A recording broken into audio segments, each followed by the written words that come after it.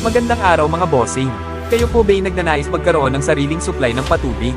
O nais magpa-repair ng nasirang poso, motor pump o mga linya ng tubo?